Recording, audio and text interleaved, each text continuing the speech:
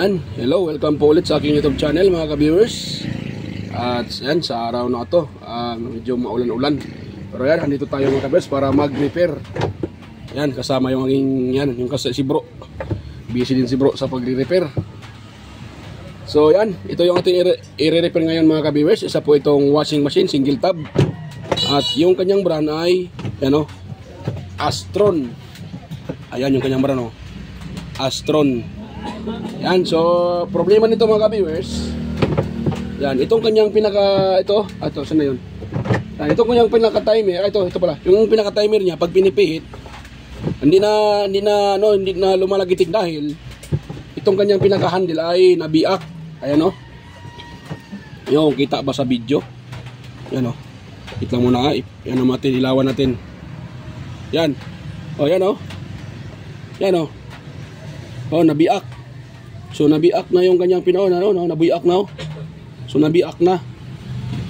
At hindi na kahit anong kahit anong on nila, so hindi na daw gumagana, hindi na lumalagitik. Dahil hindi na maikot yung pinaka-timer dahil yung kanyang pinaka-handle ay biak na. Hindi na yung tawag diyan, hindi na yung kanyang pinaka-lock ay wala na. So gawin natin dito mga ka-viewers ay para hindi na magproblema tong may-ari nito.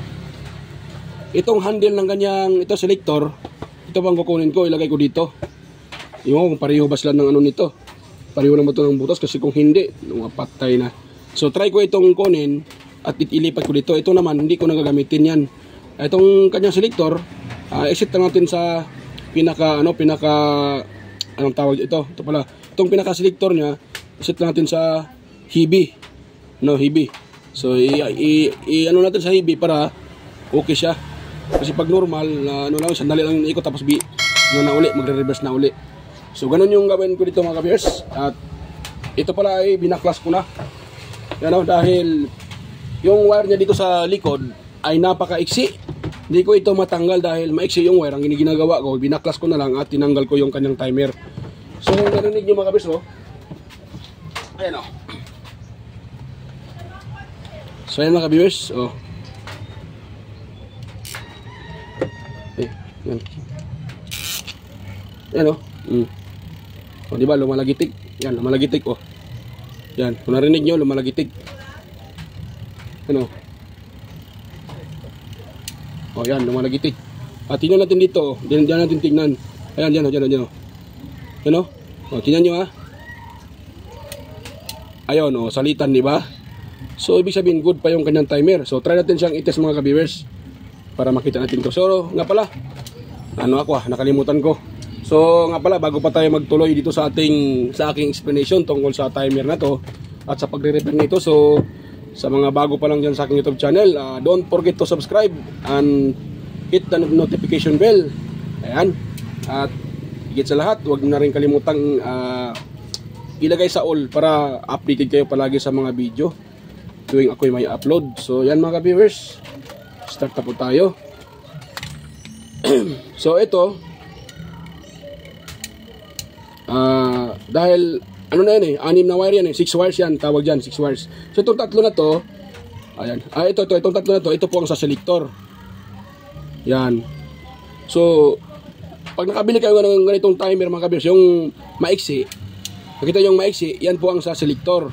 Maiksi to dito pag bibili kayo ng ganitong klaseng wire, timer, yung tatlo na yan, maiksi ang wire niyan. So yan po ang para sa selector. So ito namang tatlong tong mahaba, ito po yung para sa forward and reverse at saka common. So itong dalawang common na to, itong common ng para dito sa kanyang selector at itong common para sa yun sa baba. Yan. So itong dalawa naman para sa forward at saka reverse. Yan. So kung mag-wiring sila nito, itong common at saka ito magkasama lang to sila eh. Yung contact nito at saka ito magkasama lang. So pagdating dito, pipili lang kayo ng isa nito, either itong green or itong brown. Hanapin nyo dyan yung pinakamatagal siya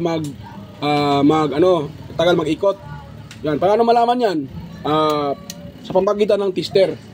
So babalatan ko So ito yung common. Yan. Itong common na to at ito yung yan. Ayan. Ngayon, dahil nabalatan na yan, try natin itap dito. Itong common na to, i-try natin itap dito sa ito. sa kulay brown. Yan, yung gray na common at saka sa brown. Yan, pagsamahin natin yung dalawa. Yan, share ko lang sa inyo mga kabisa para malaman nyo kung paano ito i-wirings. Yan. So dahil na ano na yan, kagwang na. Sana pala yung akong kagwang na. Wait lang mga kabisa. Para yung aking tester ha. Salita ng salita ko, hindi ko pala nakuha yung ano ba na-prepare yung tester. Kagwang na. So yan. Ito na lang gagamitin yung tester. So uno natin mga viewers. Yan, ito tester. At pailawin natin para klarong-klaro. Ay, hindi nag-ilaw ah. Yan, umilaw na mga viewers. Ngayon, dahil nagsama na yung dalawang ano, itong isang common sa kanyang selector at saka dito sa saan dito, isa dito may ano yan. Yan po ang tawag yan, normal at saka KV. So, dito tayo magte-test mga viewers, dito tayo magte-test. Yung sa mahabang wire. So, take note ang common nito ay brown. So, yung common niya ay brown. Dahil ganito gawin natin. Dahil naka-brown yan, ito yung brown. So, balatan natin itong brown. Yan. Tapos, dito tayo sa yan. Ito, isinishare ko lang sa inyo dahil dito lang naman tayo. So, sinishare ko na lang para mano tayo dito. So, ayun. Dapat naka-auto na ano pa, napindot ko pa ata. Ito tayo sa auto. Ayun, nawala pa. Kagwang ng mga viewers. Yan, so naka-auto yan. So ayan, ito mag-on. Ayan. So dahil naka-on yung ating timer, ito naka-on pa ba? Wala na pala. So ang gulo nito Ayan, kitin natin. Nag-off pala. Ayun. So ngayon, gagawin sa baba. Dito tayo mag-focus sa tatlong wire na to. Yan itong common na to. Itong brown. So, lagay din yung isang test prod dyan. Tapos, yung dalawa nito, ito yung sa reverse at saka forward. Lagay natin yan Yan. Tapos, matagal siya diyan, matagal. Ito sa kabila. Kagwang na, nahulog pa. Dito tayo. Yan Ay, magkontak ng maigi Ito naman tayo.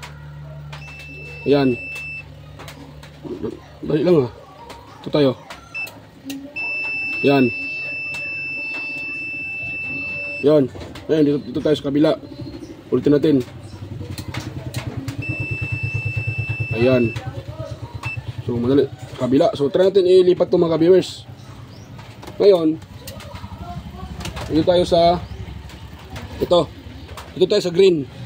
Ito yung common, diba? Itong common para dito sa kanyang selector. So, dahil ito nakatap sa brown, dito naman tayo sa green. Yan. Tapos, wait lang mga viewers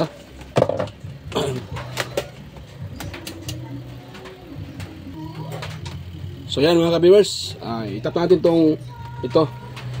So itap natin itong gray at saka itong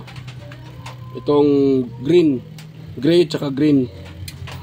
Tingnan natin kung matagal ba siya mag-reverse. Matagal ba mag-stop yung kanyang timer at mag-ano sa kabila. Yan. Dito tayo sa common ito. Yung brown. Yan. Yan, dito tayo. Wala.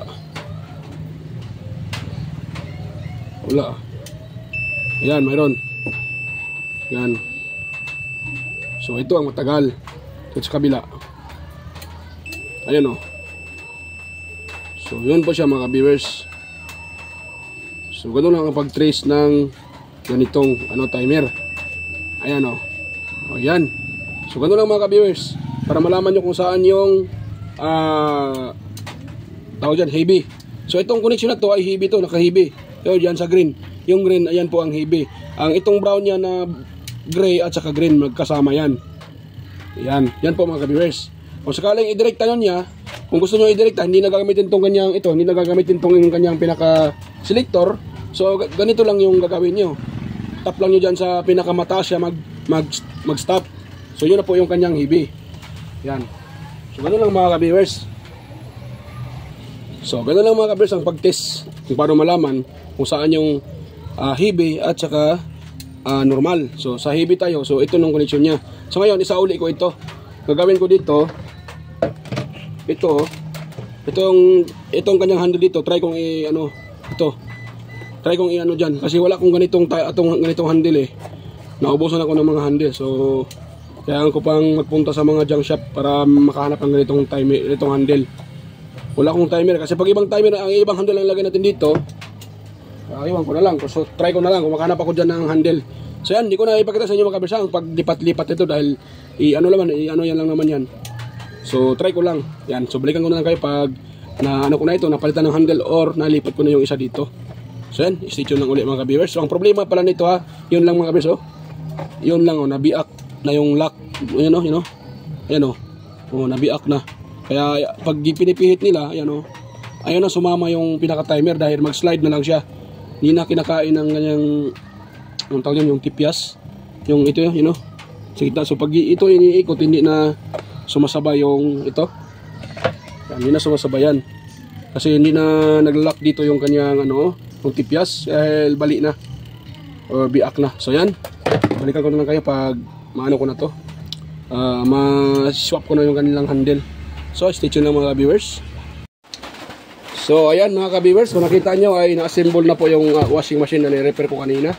So ayan, kung nakita nyo ang ginawa ko dito ay ito binawasan ko yung kanyang timer kasi yung handle niya sira na yung pinakababa, wala na yung kanyang kung saan maglalak, so sira na. Kaya pinag-swap ko lang silang dalawa at okay na yan. Ano yan? Doon yung may-ari Ayan sir yan sir yan. Ayan yung may-ari. Inintay niya mga viewers na para kunin na yung kanyang washing. So yan, ititest natin yan mga viewers. Para makuha na ni sir yung kanyang washing machine. Yan. Medyo magulo lang dito sa aking shop na kasi nagre-repair kami. Yan, plug natin yan. Naka-plug na mga viewers. So yan, i-on natin tong kanyang timer at nakaset yan sa wait lang hibi, nakahibi yan. So ganun natin. Yan mikot na. Ayun. So ito mga kapisa, yung washing na to ay kapareho ng design sa yung brand. So yung nito, yung hose nito ay ibinababa lang pag nag-drain. Yan. Sharp para sharp. Kapareho siya ng sharp at yung makina niya pareho din sa sharp ang ginagamit. So Astron yung brand. Yan, pag i-drain, ibinababa lang para mag-drain. Ito naman controls para sa selector para sa heavy, normal at saka off. Kung naka-off yan, mamamatay ata yan yan, namamatay kung naka-off. Meron siyang off. Kahit ang timer naka-on, pero pag ino-off nyo po ay patayan, hindi na magagana. Gagana lang yan pag ino-on mo sa heavy. Ayun diba? Ayan, okay na yan. So, hindi na natin ito i-try sa dahil wala namang problema yung drain nito. Ang problema lang dito, sabi na mayari, yun lang, yung kanyang timer. So, yan, okay na sir. Yan, okay na mga viewers daw. Sabi ni sir. So, yan, mga viewers. Okay na po yan, So, yan. So, bago pa tayo magtapos mga viewers, so, kung mayroon kayong nakuhang kunting ideya sa isinishare ko sa inyo, so, sana po huwag niyong kalimutang i-like yung ating video, i-share sa iba at higit sa lahat, huwag na rin kalimutang i-subscribe yung aking channel mga ka-viewers, Toys Repair and Tutorial. So yan, at mega love shoutout po sa inyong lahat. Sa lahat ng nanonood pa lang sa aking video, yan, mega love shoutout po. So yan, so ako po ay samantala magpapaalam mga ka-viewers. At kita-kita tayo ulit sa aking next na mga video. So yan, bye bye mga ka-viewers.